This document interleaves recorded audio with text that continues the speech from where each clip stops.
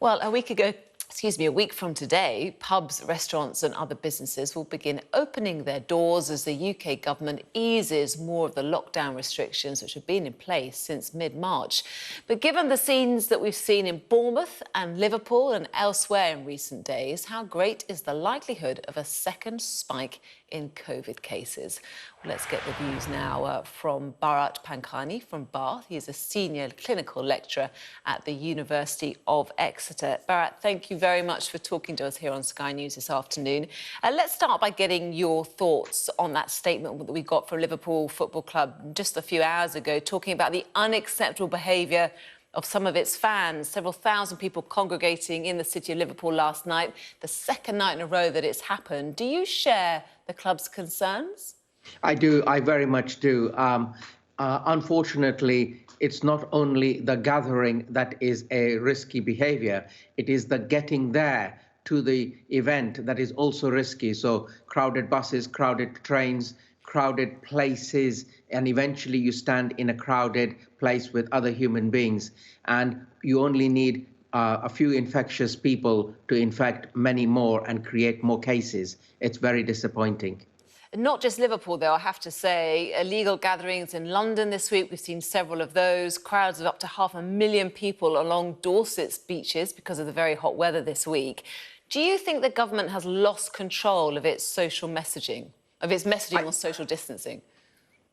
They have not been crystal clear, and there has been a lot of ambivalence. So whilst we've had caution from the chief medical officer, Prime Minister Johnson was a little bit relaxed, very relaxed about the messaging.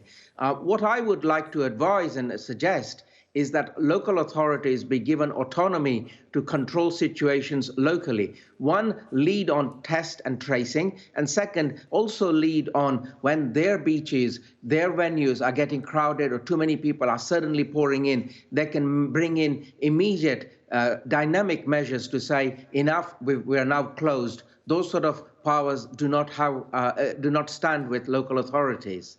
So when we hear about authorities in Liverpool wanting to bring in a curfew, maybe, if this problem persists, would you welcome that?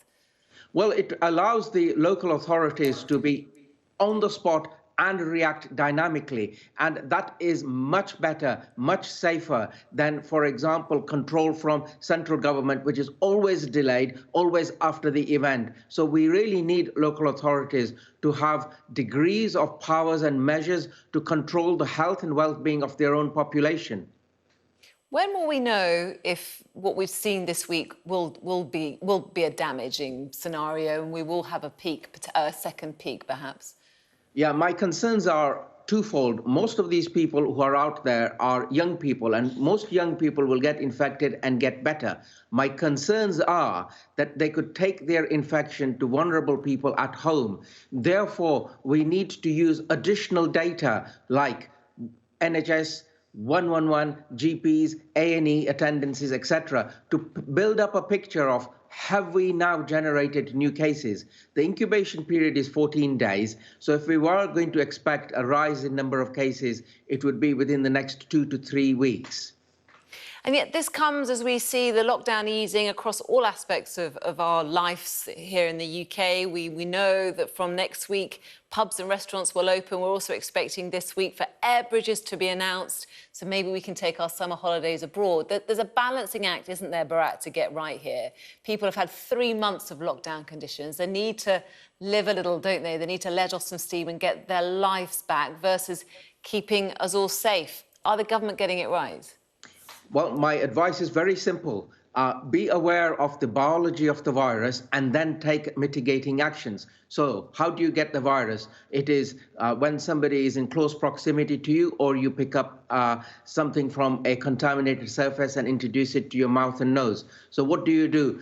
Exercise infection control, avoid crowds, wash your hands frequently, dry them, and be aware. And if you are mindfully looking after preventing infection in yourself, a lot of life can return back to normal. Reducing social distancing from 2 metres to 1 metre, you welcome that? That's the right thing to do? No, I think 2 meters is safer, but it is inevitably going to be 1 meter because that's what the government wants. So my advice again is, listen, you're getting closer to fellow human beings, wear additional protection. You wear a mask, I wear a mask. I don't infect you, you don't infect me. That is also a mitigating measure people can now take if they're going to be closer than the 2 meters. Maybe the government are looking, across the channel and seeing what's happening in European countries where they are ahead of us in terms of their lockdown. We haven't seen a big spike, have we, in the European countries where life is returning to some sort of normality?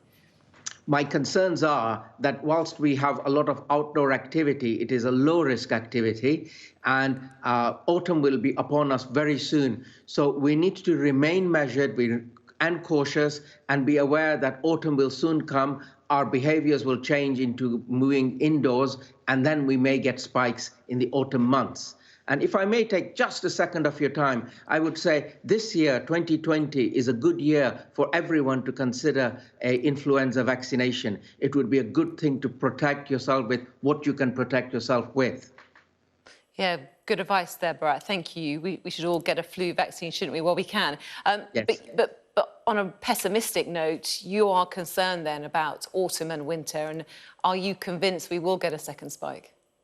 I feel all the ingredients are in place for us to have a rise in number of cases. Only 95% of the population have not been infected, so they are in a vulnerable position, and the virus is circulating. So the ingredients are in place, and therefore we really must remain cautious and careful. The virus has not gone away, and it has not changed its infectivity. OK, we'll leave it there. Bharat Pankani, Senior Clinical Lecturer at the University of Exeter. We appreciate your thoughts. Thank you. Thank you.